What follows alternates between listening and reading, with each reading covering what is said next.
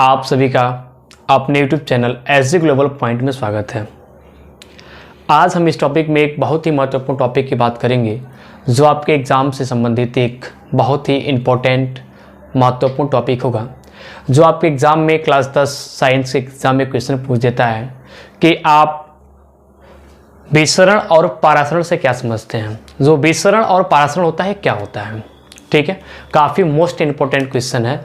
या तो आप विसरण या परासरण में आपसे अंतर पूछ दिया जाता है और नहीं तो पूछ दिया जाता है क्वेश्चन बना के कि आप विसरण और परासरण से क्या समझते हैं।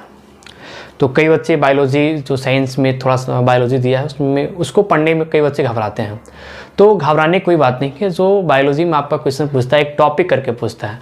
आप अगर किसी भी टॉपिक को आसानी से पढ़ लेते हैं तो आप साइंस का पेपर अच्छे से कर सकते हैं, ठीक है। तो चलिए हम स्टार्ट करते हैं कि विसरण एवं परासरण किसे कहते हैं और क्या होते हैं सब, ठीक है।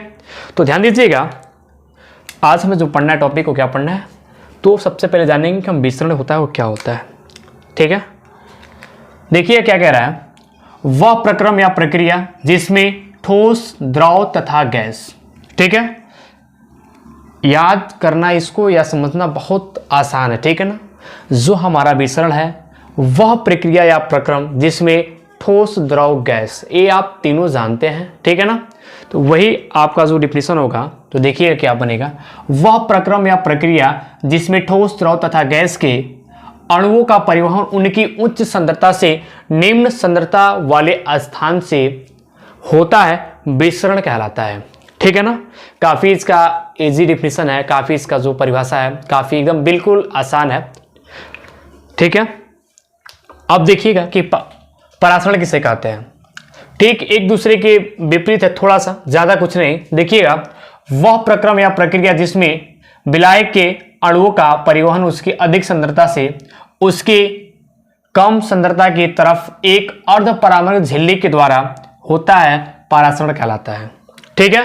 यहाँ पे अर्ध परागमय झिल्ली जो कह दिया है, एक यही जो विसरण और परासरण में जो डिफरेंस हो जा रहा है वही हो जा रहा है, ठीक है।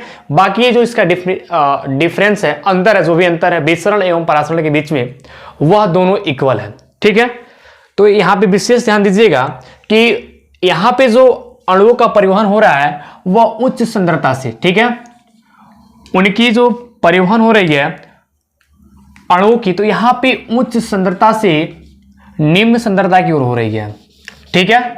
जो आपका विसरण में हो रहा है वही बात करते हैं कि अगर परासरण में क्या होता है, तो परासरण में आपकी जो होती है वो देखिएगा, इसमें जो अणुओं की परिवहन होती है वह सांद्रता से, ठीक है ना, अधिक सांद्रता से यानी उच्च सांद्रता से उसकी कम सांद्रता की तरफ होती है, ठीक है। दोनों देखिए इक्वल ही है, बस यहाँ पे देखिए उच्च सांद्रता से निम्न सांद्रता वाले स्थान से होता है, अधिक सांद्रता से उसकी कम सांद्रता के तरफ होता है। बस यहां जो है आपका अर्ध परागमय झिल्ली के द्वारा होता है और यहां कोई झिल्ली नहीं पाई जाती है। यही जो आपका है विसरण और परासरण कहलाता है, ठीक है। तो एक बार फिर से आप लोग ध्यान दीजिएगा कि विसरण एवं परासरण किसे कहते हैं, ये क्या होते हैं।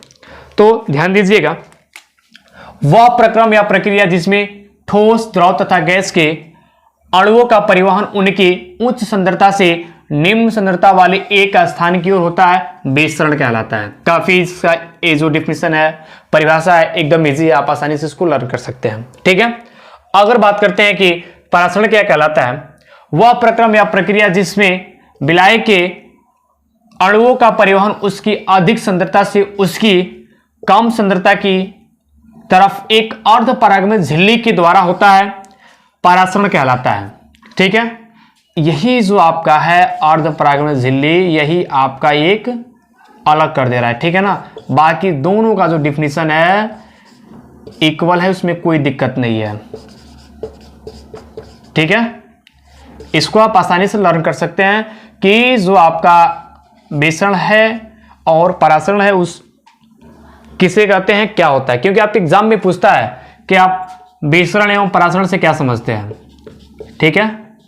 विसरण एवं परासरण से आप क्या समझते हैं, परासरण से क्या समझते हैं,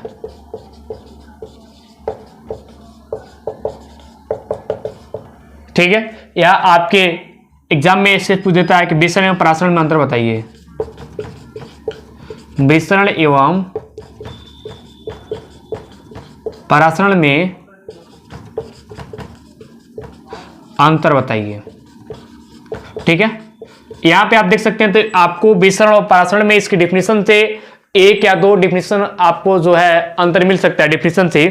बाकी अगले वीडियो में आपको विसरण एवं परासरण के बीच जो डिफरेंस होते हैं, 2-4 डिफरेंस आपको मैं बता दूंगा। ठीक है, अगर अभी तक आपने इस चैनल को सब्सक्राइब नहीं किया तो प्लीज चैनल को सब्सक्राइब कर लें और अपने दोस्तों के पास शेयर करना ना भूलें। धन्यवाद।